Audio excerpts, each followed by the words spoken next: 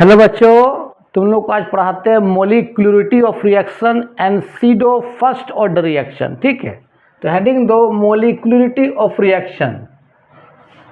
मोलिक्युलरिटी of reaction, molecularity of reaction.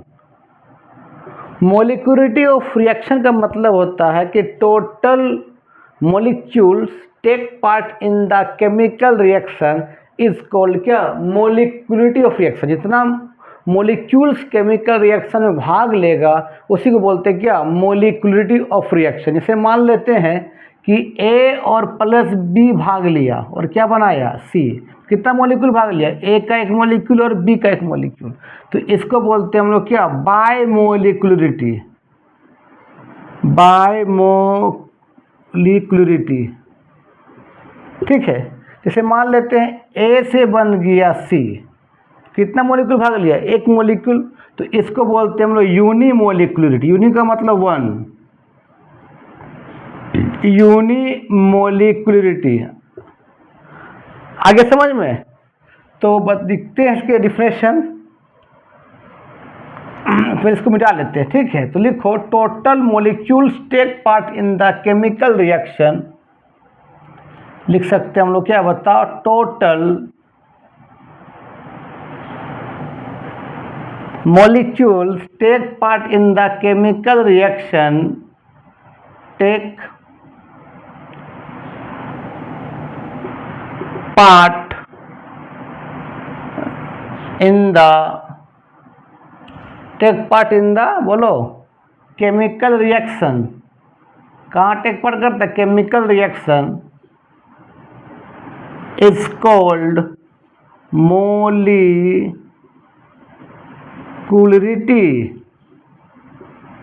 Of reactions. उसको क्या बोलते हैं, मोलिकुलरिटी ऑफ रिएक्शन बोलते हैं। जैसे एग्जांपल लो ना, जैसे कैल्शियम कार्बोनेट किस फॉर्म में है, अगर मान ले सॉलिड के फॉर्म में है, इसको हीट कर दे, क्या बन जाएगा, कैल्शियम ऑक्साइड प्लस क्या निकलेगा, CO2 गैस। तो कितना मोलिक्यूल भाग लिया, एक मोलिक्यूल, कौन, कैल्शियम कार्बोनेट। तो इसको बोलते हैं यूनिमोलिकुलरिटी बोलेंगे। ठीक है, जैसे मान लेते हैं एक N2 गैस आया, H2 गैस आया, दोनों कंबाइन किया, क्या बन गया, अमोनिया, NH3 गैस। बैलेंस नहीं किया, बैलेंस कर लेना, अमोनिया गैस। कितना मोलिक्यूल भाग लिया, एक N2 और एक H2, तो इसको क्या बोलते हैं, बाय मोलिकुलरिटी। बाय मोलिकुलरिटी, तो आया समझ में। जितना मोलिक्यूल केमिकल रिएक्शन में टेक पार्ट करता है उसी को बोलते हैं मोलिकुलरिटी ऑफ रिएक्शन। ठीक है, तो इसको लिख लो। चलो अब बात करते हैं सीडो फर्स्ट ऑर्डर रिएक्शंस के बारे में। चलो, सीडो फर्स्ट ऑर्डर रिएक्शंस क्या कहलाता है, क्या कहलाता है, दिखाते हैं क्या कहलाता है।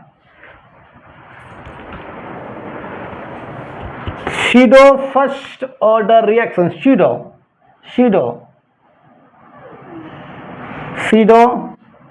स्पेलिंग गलती हो गया, सीडो PSEUDO होता है, सीडो, इसमें P होता है साइलेंट। ठीक है, pseudo first order reaction, pseudo first order reaction. Actually में सीडो का मतलब होता है फॉल्स। अब देखो सीडो फर्स्ट ऑर्डर रिएक्शन होता है क्या, पहले समझो कि मान लेते हैं हम पढ़ाए हाइड्रोलिसिस ऑफ एस्टर। सपोज करो हाइड्रोलिसिस ऑफ एस्टर, मतलब एस्टर में क्या दिया, पानी डालें। एस्टर का जो स्मेल होता है वो होता है फ्रूटी स्मेल। कैसा होता है बताओ, फ्रूटी स्मेल। इसका जो फॉर्मूला क्या होता है, R≡COR। R का मतलब एल्काइल ग्रुप, R जो है, R का मतलब होता है एल्काइल, ऑर्गेनिक पढ़ाएंगे। R का मतलब होता है एल्काइल ग्रुप। जिसका फार्मूला क्या होता है मालूम है, CnH2n+1। तो जब एस्टर को हम डालेंगे पानी, पानी का मतलब क्या, H2O, तो इसके मतलब वाटर में क्या बता यहाँ पर H+ और क्या है OH-।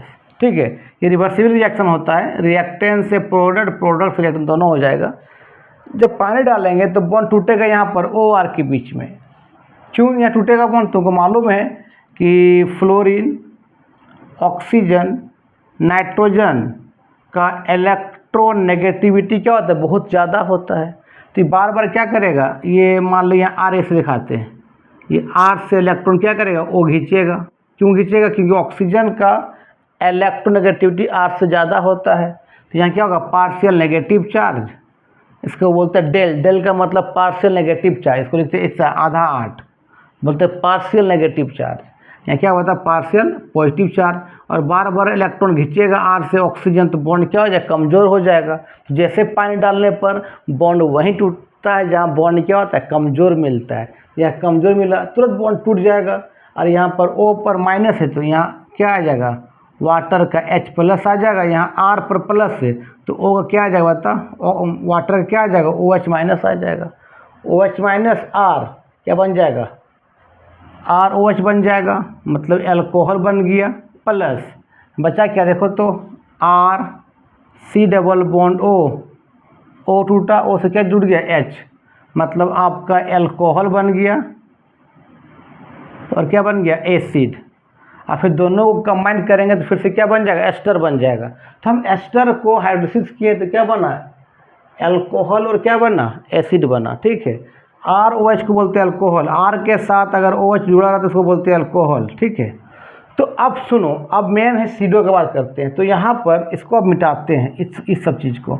तो अभी तुम पढ़ा कि रेट ऑफ रिएक्शन, अगर मान लो एलिमेंट्री रिएक्शन है, एलिमेंट्री का मतलब जो एक स्टेप में हो जाता है, तो रेट ऑफ रिएक्शन क्या होता है, always directly proportional to molar power concentration of the reactant. कब एलिमेंट्री होगा तब, लेकिन जब कम्प्लेक्स होता है, कम्प्लेक्स का मतलब जो रिएक्टेंट से प्रोडक्ट एक से ज़्यादा स्टेप में जाता है, तो उसका रेट ऑफ रिएक्शन डिपेंड करता है उस स्टेप पर जो स्टेप क्या होता है, स्लो होता है। और उसका रेट ऑफ रिएक्शन में और may not be molar power concentration of the reactant होता है, हो भी सकता है और नहीं भी हो सकता है। तो मान लिया एलिमेंट्री है तो एकदम होगा। दैट मीन्स क्या होगा, rate of reaction always directly proportional क्या था, molar power concentration of the reactant. कितना मोल भाग लिया है, एक वाटर लिया है और एक क्या लिया है, एस्टर लिया है। तो क्या होगा बताओ, कंसंट्रेशन ऑफ क्या, एस्टर R C⋯O R, इसके पावर में कुछ नहीं मत, यहाँ मोल कितना 1 है तो पावर कितना हो जाएगा, 1 हो जाएगा। वाटर में कितना 1 है तो पावर कितना हो जाएगा, 1 हो जाएगा। आपका H2O हो जाएगा। अब रेट डायरेक्टली घटाया तो हम लोग क्या देखिए, एक तरह क्या डायरेक्टली कांस्टेंट है। यहाँ क्या होता R C⋯बॉन्ड क्या OR, यहाँ 1 और वाटर के पावर भी कितना बता 1 हुआ। तो ऑर्डर कितना होता है, जितना पावर होता है उसको सम कर दो, उसको क्या बोलते हैं, ऑर्डर ऑफ रिएक्शन। तो इसका ऑर्डर ऑफ रिएक्शन क्या होगा, देखो तो ऑर्डर ऑफ रिएक्शन कितना होगा बताओ, ऑर्डर ऑफ रिएक्शन कितना हो जाएगा बताओ, जितना पावर सबको जोड़ दो 1 + 1 कितना हो जाएगा 2। अभी हम पढ़ा रहे हैं सीडो फर्स्ट ऑर्डर रिएक्शन, ये कितना लिख रहा है तुम, सेकेंड ऑर्डर लिख रहा है। तो सुनो अब देखो, मान लेते जब एस्टर, मान ले ये एस्टर है, यहाँ पर देखो एक मिनट इसको मिटाते थोड़ा सा। देखो मान लेते हैं एस्टर था, ध्यान देना, R C⋯O R, ये वाटर कंबाइन किया और कंबाइन कर रेट ऑफ फॉरवर्ड बैकवर्ड दोनों हुआ और क्या बना बता, यहाँ एल्कोहल बना प्लस क्या बना जल्दी बताओ, एसिड बना। ध्यान देना, कोई दिक्कत, तो जब दोनों कंबाइन करेगा तो मान ले इसका सपोज लेट एज्यूम इसका 10 मोलिक्यूल है या 10 मोल है और इसका मान लेते हैं 100 मोल है। ध्यान देना 100 मोल है, इसका मतलब एक्सेस अमाउंट में है ये, इसका अमाउंट क्या बता, एक्सेस अमाउंट में है। जब दोनों कंबाइन करेगा और ये अल्कोहल एसिड बनाएगा तो मान ले इसका आया 2 मोल, ध्यान देना, इसका 2 मोल आया और वाटर का भी कितना आया, 2 मोल आया, दोनों का सेम मोल आया, इसका भी 2 मोल आया, वाटर का भी कितना आया, 2 मोल आया, कंबाइन किया, आपका अल्कोहल और एसिड बन रहा है। लेकिन जब 2 मोल आएगा एस्टर से तो एस्टर का मोल में ज़्यादा चेंज आ जाएगा, लेकिन वाटर का अगर 100 मोल में 2 मोल आएगा तो उसका कंसंट्रेशन पर कोई फ़र्क नहीं पड़ेगा, क्योंकि उसका अमाउंट ज़्यादा, उसका मोल ज़्यादा है।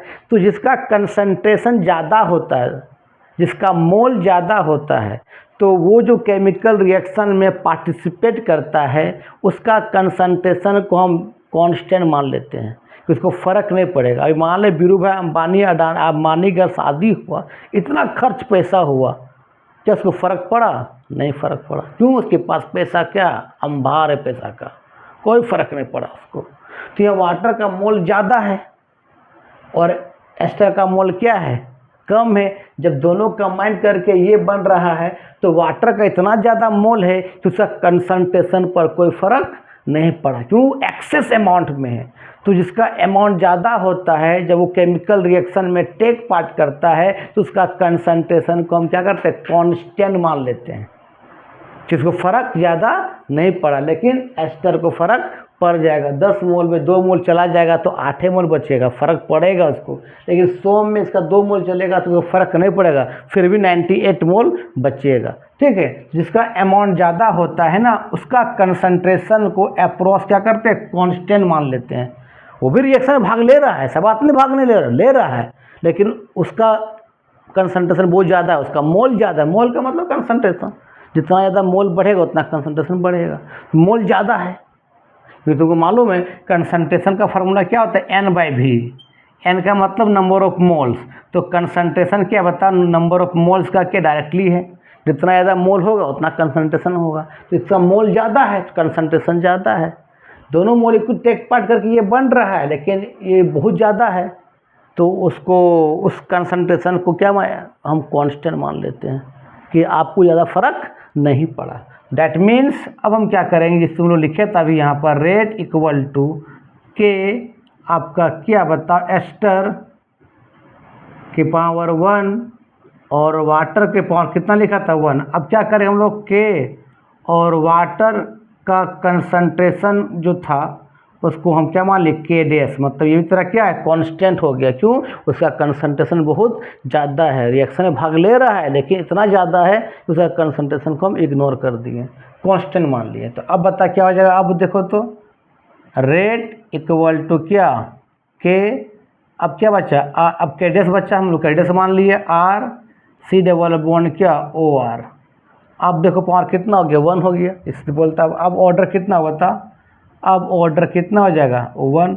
इसको बोलते हैं सीडो फर्स्ट ऑर्डर रिएक्शन। तो सीडो फर्स्ट रिएक्शन मतलब क्या होता है, जिसका अमाउंट ज़्यादा होता है, जिसका कंसंट्रेशन ज़्यादा होता है और दो केमिकल रिएक्शन में पार्टिसिपेट करता है तो उसका कंसंट्रेशन को हम क्या करते हैं, कांस्टेंट मान लेते हैं, बहुत ज़्यादा अमाउंट में। लेकिन मोलिकुलरिटी 2 होगा, भले उसका ऑर्डर 1 होगा, लेकिन वाटर भी तो मोलिकुलरिटी डिफरेंस क्या था, total molecule take part in the chemical reaction. तो भाई यह एस्टर भी केमिकल रिएक्शन में भाग ले रहा है, वाटर भी ले रहा है, वाटर भी भाग ले रहा है, लेकिन वाटर का मोल ज़्यादा होने के कारण उसका कंसंट्रेशन को हम कांस्टेंट मान लिए। लेकिन मोलिकुलरिटी 2 होगा, कि दोनों भाग ले रहा है, एस्टर भी भाग ले रहा है और वाटर भी भाग ले रहा है, जिसका मोलिकुलरिटी 2 होगा। मोलिकुलरिटी कितना होगा, 2 होगा, लेकिन उसका ऑर्डर कितना होगा, 1 होगा। 1 क्यों हुआ, जिसका अमाउंट ज़्यादा है, जिसका कंसंट्रेशन ज़्यादा है, वो केमिकल रिएक्शन में भाग ले रहा है, जिसका कंसंट्रेशन क्या किया हम लोग, कांस्टेंट मान लिए। ठीक है, तो लिखो, आज का वीडियो यहीं समाप्त करते हैं। अब हम पढ़ाएंगे आगे और कुछ न्यूमेरिकल बता देंगे, उसके बाद एक्टिवेशन एनर्जी रह गया है, कोलिजन थ्योरी है, अर्नियस इक्वेशन है, चैप्टर एंड हो जाएगा। उसके बाद अगस्त से तुम लोग को ऑर्गेनिक स्टार्ट करेंगे। लिखो इसको।